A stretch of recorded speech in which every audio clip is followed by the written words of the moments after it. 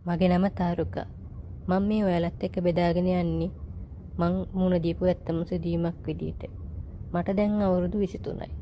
මට රජයේ රස්සාවක් හම්බ වෙලා ඉස්සෙල්ලාම කොළඹට ආවේ දැන්ට අවුරුදු කිහිපයකට කලින්. මේ හිඳන් වැඩට යන්න විදියක් නැති නිසා බෝඩිමක් හැව්වා. අපේ ඥාති වෙන නෑදෑ ගෙදරකින් මට බෝඩිමක් හොයලා දුන්නා නුගේගොඩ. ඔය විදියට තමයි මං ඉස්සෙල්ලා මේ බෝඩිමට ආවේ. ඒ බෝඩිමේ හිටිය අක්ක කෙනෙක්. එයාගේ නම තරුෂි.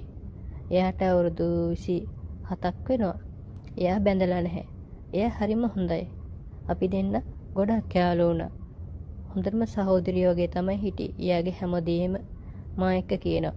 එයා බූට් එකක් කාලා තියෙනවා ඉස්කෝලේ. ඒ යන කාලේ. ඊට පස්සේ එයා කොල්ලෝ ඇලර්ජික්.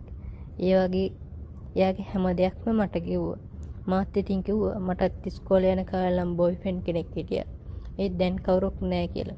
ඔහොම කාලයක් යනකොට එක දවසක් මං එදා වැඩට ගිහින් අක්කට නිමාඩු. මට එදා ඔළුවේ කැක්කුමක් ආපු නිසා මං හාෆ් ඩේ දාලා බෝඩිමට ආවා.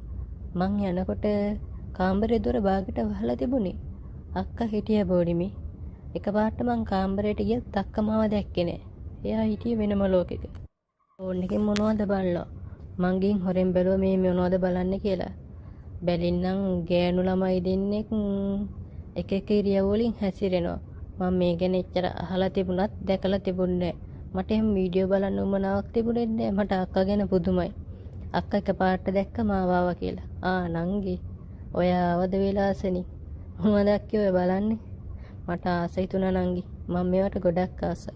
මට මේක ඔයාට කියන්නත් පෙන්වන්නත් හිතුණා. ඒත් මොකද්ද වගේ හින්දා මේ හිතුන්නේ පෙන්වන්න. එන්නකො නංගි බලන්න කියලා මට කතා කළා. මට බෑක් ඒව මල ජරාව බලන්න කියලා මම කිව්වා. ජරාව නෙමෙයි නංගියෝ. මෙතනින් ඉඳ ගන්නකො කියලා අක්කා මට ඒවා පෙන්වන්න ගත්තා. බලනකොට මගේ හිතත් ඇවිස්සලා තිබුණේ. ඔහොම ටික වෙලාවක් යනකොට අක්කා මගේ අතින් අල්ලගත්තා. නංගියෝ මං ආසයි ඔයත් එක්ක මේ විදිහට ඉන්න. ඔයා මොකද කියන්නේ කියලා. පිස්සුද අක්කේ? මට නම් බෑ කිව්වා. එයා ඇහුවේ නෑ. එහෙම්ම මාව ඇඳට තල්ලු කරගත්තා. ඊට පස්සේ හිතා ගන්නවත් බැරි දේවල් වුණා. ජීවිතේ තිබුණු හැම දේවල්ම අපි කළා. හැමදාම අක්කයි මායි ඒ සතුට ගත්තා.